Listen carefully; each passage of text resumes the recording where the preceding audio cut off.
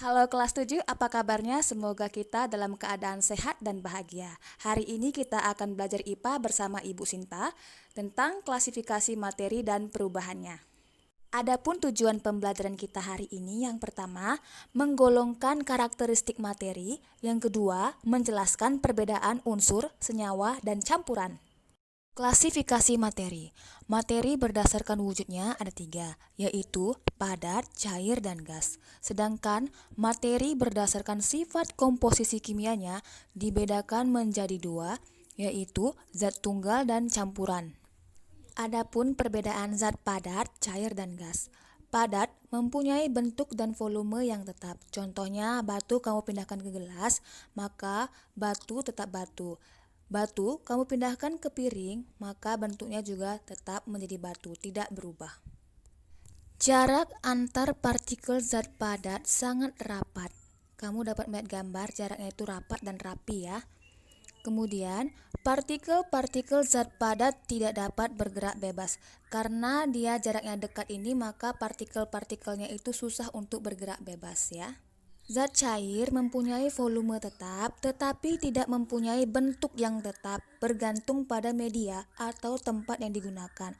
Misalnya, 1 liter air kamu pindahkan ke botol, maka bentuk air tersebut seperti botol, namun volumenya tetap 1 liter. 1 liter air kamu pindahkan lagi ke mangkuk, maka bentuk air tersebut mengikuti wadahnya yaitu mangkok, tetapi volumenya tetap 1 liter. Jarak antar partikel zat cair lebih renggang dapat kita lihat pada gambar, jaraknya itu tidak tersusun terlalu rapi. Partikel-partikel zat cair dapat bergerak bebas karena dia renggang sehingga partikel-partikelnya itu dapat bergerak bebas. Gas tidak mempunyai volume dan bentuk yang tetap. Jarak antar partikel zat gas sangat renggang. Partikel-partikel zat gas dapat bergerak sangat bebas, lebih bebas daripada zat cair ya. Jadi, contoh zat padat, misalnya batu, pensil, buku, dan lain-lain. Contoh zat cair, susu, air, sirup, dan lain-lain. Contoh zat gas, yaitu udara yang berada dalam balon ya.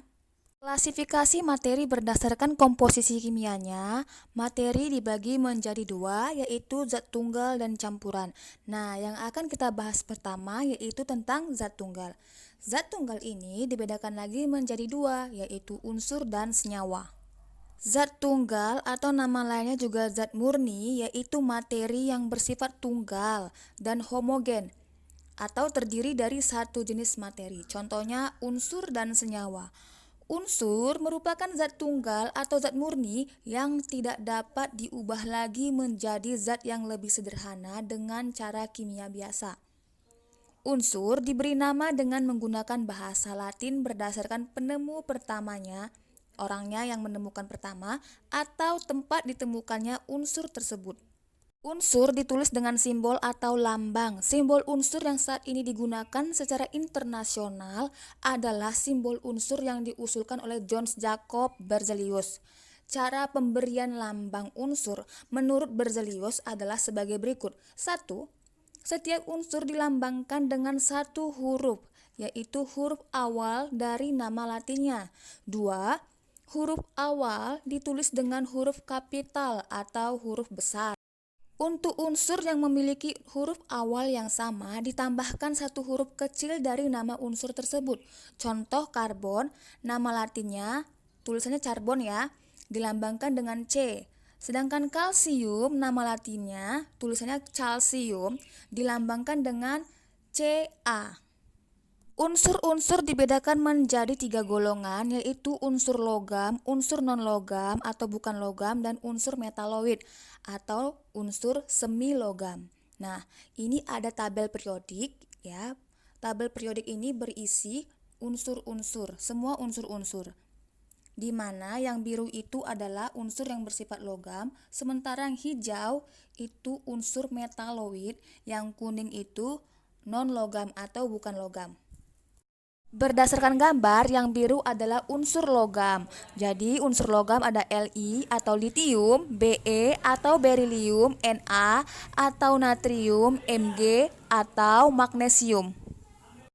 Yang hijau adalah unsur metaloid, ada B atau boron, Si atau silikon. Yang kuning adalah unsur bukan logam atau unsur non-logam, ada C, N, O, F. C itu karbon, N itu nitrogen, O itu oksigen, F itu fluor. Nah, ini adalah unsur-unsur yang sudah ditemukan berdasarkan lambangnya. Yang pertama itu hidrogen, lambangnya H. Tadi H itu warna kuning. Yang kedua, helium, disingkat He. Itu juga unsur yang berwarna kuning, jadi non-logam juga. Nomor 3 ada litium, Li, berdasarkan tabel periodik itu warna biru, jadi dia unsur logam. Nah, berikut ini ada unsur logam dan non-logam. Logam berwujud padat pada suhu kamar kecuali raksa. Kemudian logam dapat ditempa dan dapat direnggangkan. Logam merupakan konduktor listrik dan panas. Contoh logam, aluminium atau disingkat Al, lambangnya Al, aurum, lambangnya Au. Aurum ini sama dengan emas ya. Kemudian argentum, Ag atau bahasa Indonesianya perak. Kemudian kalsium atau Ca. Unsur non-logam ada yang berwujud padat, cair, dan gas. Unsur non-logam bersifat rapuh dan tidak dapat ditempa. Unsur non-logam merupakan non-konduktor, artinya tidak dapat menghantar listrik dan panas, kecuali grafit. Contohnya ada oksigen, lambangnya O, hidrogen, lambangnya H, karbon, lambangnya C, dan sulfur, lambangnya S. Kemudian kita masuk unsur metaloid. Unsur metaloid adalah unsur-unsur yang mempunyai sifat peralihan dari logam ke non-logam, artinya berada di tengah-tengah antara logam dan non-logam, sehingga mempunyai sebagian sifat logam maupun sifat non-logam. Unsur ini umumnya bersifat semikonduktor, sehingga banyak digunakan sebagai bahan pembuat komponen elektronik seperti transistor dan dioda. Contoh unsur metaloid adalah silikon, boron, dan arsen. Nah, kita sudah membahas tentang zat tunggal. Zat tunggal itu ada dua, yang pertama unsur dan senyawa. Nah, unsur tadi sudah kita bahas. Unsur dibagi menjadi 3, yaitu unsur logam, unsur non-logam, dan unsur metaloid. Sekarang kita masuk zat tunggal yang lain, yaitu senyawa. Senyawa merupakan zat tunggal yang dapat diuraikan menjadi 2 jenis atau lebih sederhana dengan cara kimia. Ingat ya, dengan cara kimia, bukan dengan cara biasa. Jadi harus ada proses-proses kimianya, baru dia bisa disederhanakan atau diuraikan. Senyawa terbentuk melalui proses pencampuran unsur secara kimia.